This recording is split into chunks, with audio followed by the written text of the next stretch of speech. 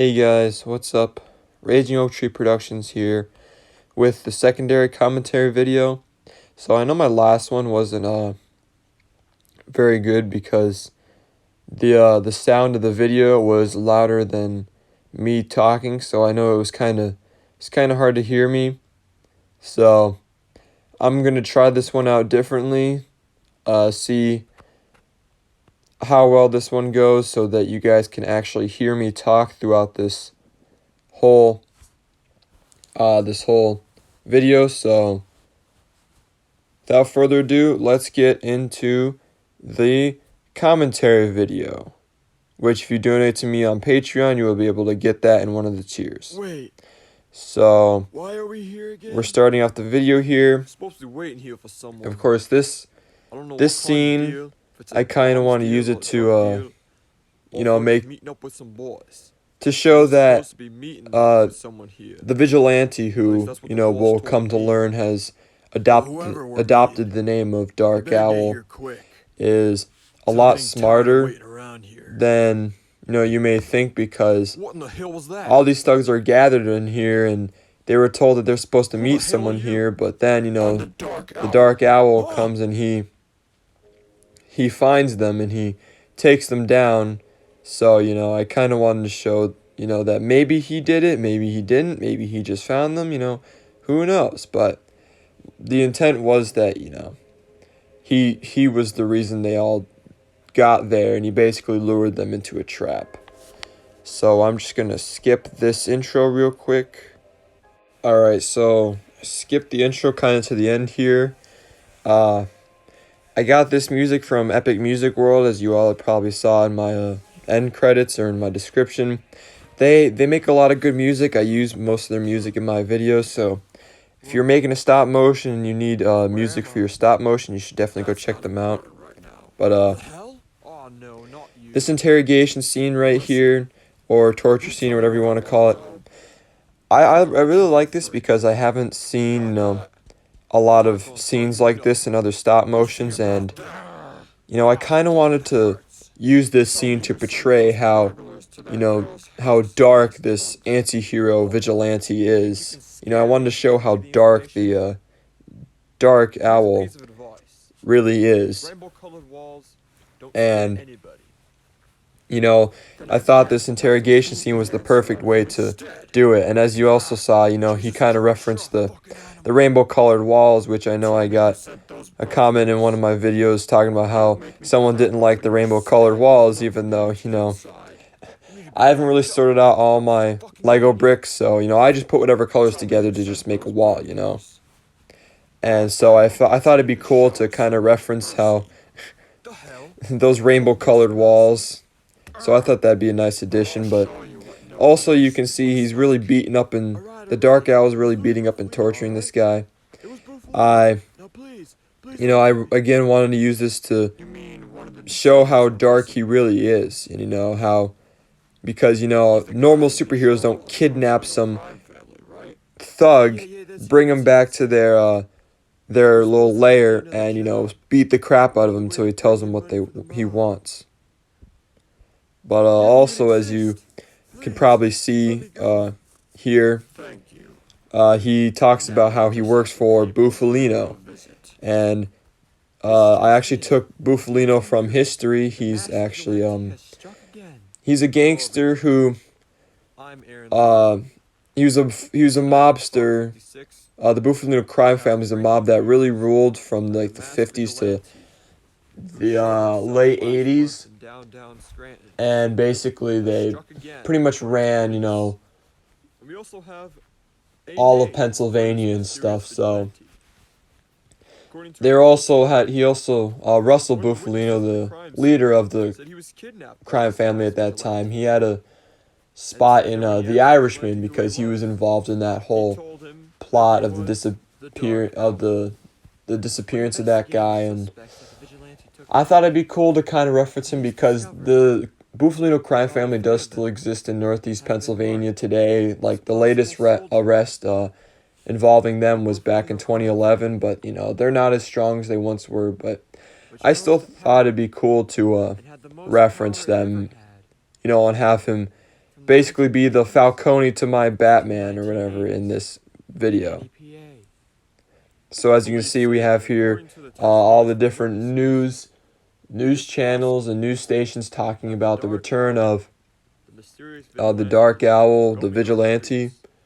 And as you could hear Going after the and mob. tell from these news This reporters, raises two questions. there is a month's time gap between the first film and this one, because I kind of wanted to show how I picked this time gap because I wanted to show how Chad, he only did this once to save his friend, and he didn't really want to make a crime fighting career out of it.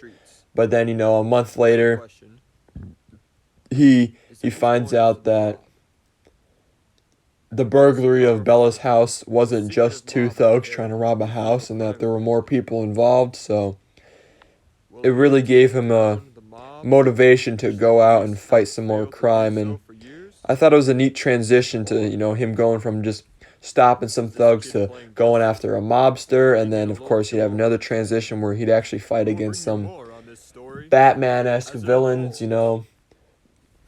which you'll see one of them soon here.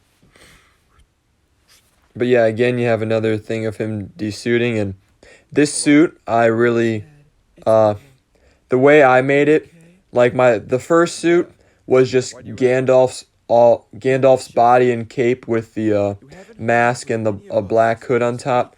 This one I took the old version of Luke Skywalker. I took his torso and legs and his arms, and I just put a black cape on it, which I got from the one Robin from one of the Batman sets, and then of course the mask and the hood.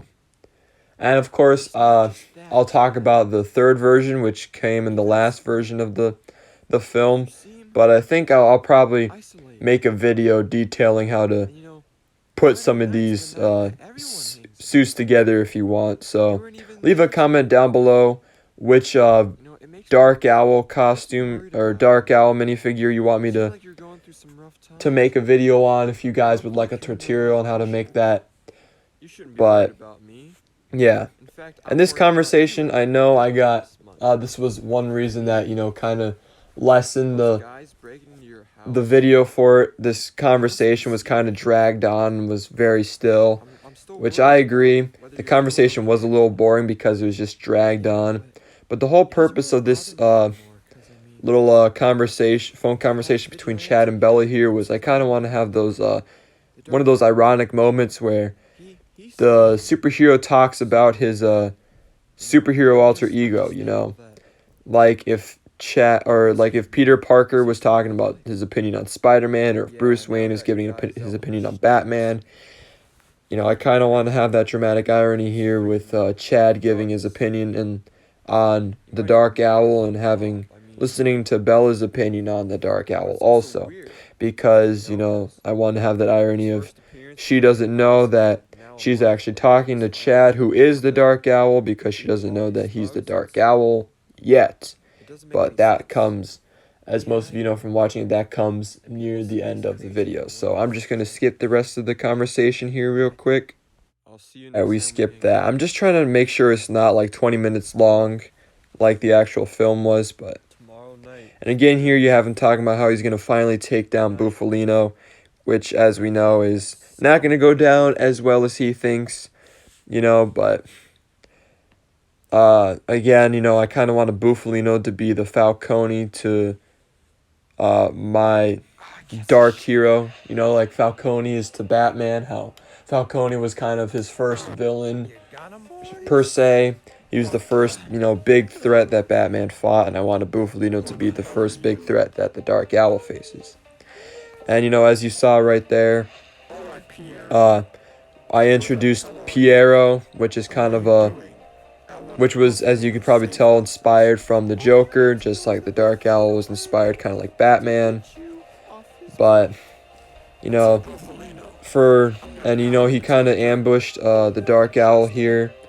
But the reason he's named Piero and the reason he's designed the way he is, because what you guys probably don't know is a Piero is from France. It's a sad clown that performs in France. Like, you know how usual clowns are all happy and excited and they make jokes and stuff? Well, a Pierrot's like the opposite. They're a sad clown. You know, they wear the sad makeup and they always frown and they do some kind of little dances or something. So I figured it'd be neat if, unlike the Joker, this clown was, you know, more sad and serious and, you know, kind of more sadistic. But yeah, as you can see, he's kind of got the upper hand. As you saw, he had the upper hand on the Dark Owl, and of course you have Bella here. You know, I kind of want to make... There's a lot of irony in these videos, you guys can't tell. You know, I wanted the irony of, you know, her trying to call Chad and him not picking up, and then she's like, well, I wonder where Chad is, you know? But, yeah. So that's the whole point of this scene right here. And again, you know, here's where she says, oh, I wonder why Chad isn't picking up. And then, of course, it cuts to Chad getting the shit beat out of him, basically, by Pierrot. And again, you know, this is, as you could probably tell, this was a reference to, in the Batman timeline, when Jason Todd was getting beat up by the Joker. You know, and I kind of want to make a reference to this, where the Dark Owl was getting beat up by Pierrot, but also I wanted this to kind of serve as, you know, the Empire Strikes, the Empire Strikes Back. I can't speak today. I wanted to serve as the Empire Strikes Back of my trilogy, and also took inspiration from The Dark Knight Rises, where, you know, our hero, who has had no problem with beating up the thugs he's beat up in the past, finally goes up against a worthy foe. And, you know, he kind of loses, and, you know, he's broken and battered, and, you know, he's all beat up, and he barely escapes death. And, you know, it's where, you know, the superhero, it's basically where the hero lost for once, and that's kind of the reason for this. I gotta get out of here and find some place. And then, of course, I skipped to this scene here, which I thought that part right there was a little, kind of fun one to add, you know, where he kind of just breaks through the glass window.